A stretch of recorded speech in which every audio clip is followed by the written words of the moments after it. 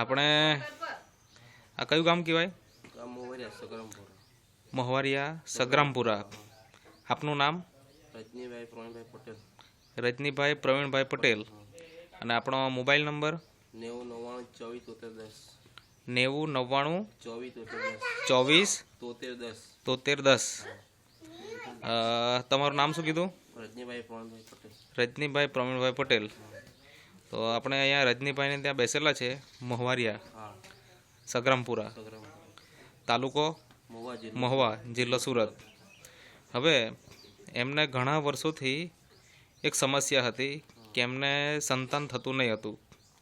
હવે આપણી હેલ્થકેરની જે પ્રોડક્ટ છે નેચરામોર ફોર વુમન, એ વાપરીને એમને જે સમસ્યાઓ હતી એ દૂર થઈ ગઈ છે. તો આપણે એમના મોઢેથી જ સાંભળીએ કે એમને શું સમસ્યા હતી અને એના આપણા નેચરામોરથી શું ફાયદો થયો. તો તમને આમ શું પ્રોબ્લેમ શું હતા તમારા ઘરમાં? ઘરમાં માસિક જ 2-3 મહિનાથી આવ્યા હતા. બરાબર. એટલે આમ તમારા મેરેજ થયા અને કેટલા વર્ષ થયા? 3 વર્ષ થયા. 3 વર્ષ. અને 3 વર્ષની અંદર તમારે સંતાન નહીં હતું, અને આજે 3 વર્ષ પછી તમારે ઘરે એક છોકરાનો જન્મ થયો, બરાબર ને? તો એટલે શું થતું આમ 3 વર્ષ દરમિયાન? આ 2-3 મહિના માસિક જ આવી જતું. એટલે 2-3 મહિના એટલે ગર્ભવતી થયા પછી હા, પછી માસિક ચાલુ થઈ. પછી માસિક ચાલુ થઈ જતું હતું, અને પછી ગર્ભ રહેતો નહીં હતો, એટલે મિસ કરાવવું પડતું. એવું કેટલી વાર કરાવેલું? 4 વખત. 4 વખત 3 વર્ષમાં. હા, એટલે 4 વખત 3 વર્ષની અંદર મિસકેરેજ કરાવેલું હતું. આ એમનો છોકરો છે જે અત્યારે કેટલા માસ થયા છે અંદાજે? 1.5 મહિના જેવો. દોઢ માસ થઈ ગયો. તો આ જે છે આ વસ્તુ આપણું જે નેચરામોર ફોર વુમન એ તમે વાપર્યું, હા, તે છે કે તમારી પાસે? છે ને. ડબ્બા. તો કેટલા ડબ્બા તમે વાપર્યા? 4 બોટલ. 4 ડબ્બા. હા. તો એનાથી શું ફાયદો થયો? આમ તો આપણે જોઈ રહ્યા છે કે આ તમારો છોકરો છે અહીંયા તમારી સાથે જ, પણ એનાથી શું શું ફાયદો થયો તમે બોલી શકો? એનાથી તો તંદુરસ્ત હારી રહે છે, પછી વામિટ નહીં થાય છે. પછી બીજું જે માસિક ને એવું ચાલુ થઈ જતું એમ કહેતા ઘર ભર્યા પછી, તો એ તો પણ સારું રહે. ચાલુ થઈ જતું હતું તો પણ સારું. બરાબર. એટલે જે 3 વર્ષ થઈ ગયા લગ્નના, અને ત્યાર પછી જે સમસ્યાઓ જે રહેતી એ સમસ્યા આ વખતે નહીં આવી, અને આ જે ડિલિવરી વખતે નોર્મલ ડિલિવરી થઈ ગઈ? Normal delivery. બરાબર.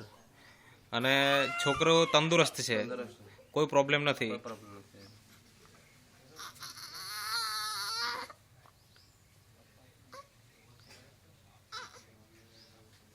તો તમે કઈ કઈ વસ્તુ વાપરી? તમે બી વાપરેલી કે એમને જ વપરાવી? એમને જ બફાય. બરાબર.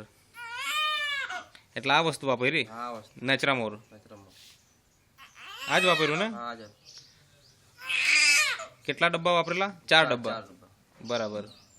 તો તમે બીજાને શું સંદેશો આપવા માંગો છો? શું કહેવા માંગો આ વસ્તુ વિશે? વસ્તુ વિશે અમે બી વાપરીએ, તે લોકોને વાપરવા માટે માહિતી અમે બી આપીશું. બરાબર.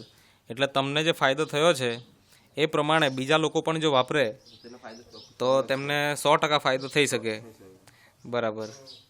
બીજું કે તમે જ્યારે દવાખાને કે હોસ્પિટલમાં જતા ત્યારે ડૉક્ટર લોકો શું કહેતા એમ આ 3 વર્ષ દરમિયાન? ડૉક્ટર લોકો કહેતા હતા કે ઠંડકના બોટલ નવું ચડાવવા પડો કહેતા હતા. બરાબર. પણ ડૉક્ટર લોકોએ ગોળી આપી, અમે ગોળી પીધી જ નથી. બરાબર. બધું એમથી જ કામ ચલાવ્યું. નહીં પણ 3 વર્ષ જે તમને સમસ્યાઓ હતી તો ઘણા બધા ઉપચાર તો કરાવ્યા હશે ને? ઉપચાર કરાવ્યો ને. તો ત્યારે શું થતું એમ? એ લોકો કહેતા હતા કોથળીનો બધું સાફ કરો કયા કરતા હતા. બરાબર. એટલે ઓપરેશન કરવું પડે એમ કહેતા હતા. એવું કહેતા હતા. પછી તમે એની કોઈ ટ્રીટમેન્ટ કરાવી પછી? નહીં કરાવી, કોઈ ટ્રીટમેન્ટ. કેટલો ખર્ચો કર્યો હશે 3 વર્ષની અંદર તમે અંદાજે? તો હવે હું તોય અંદાજે એક આંકડો? અંદાજે આંકડા હવે 20 જેવા થઈ ગયા.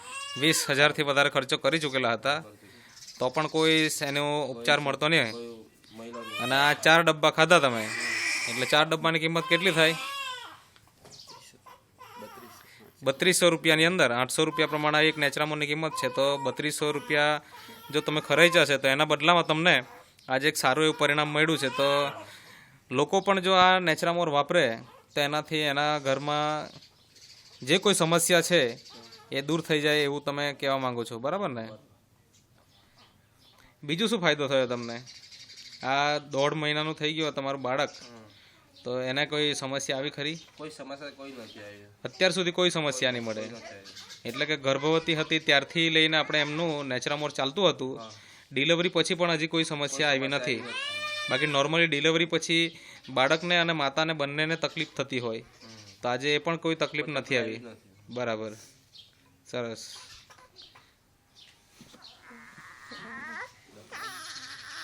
હા, એમનો છોકરો છે, એ નામકરણ કર્યું કે નહીં? હા, અંશ નામ. અંશ નામ.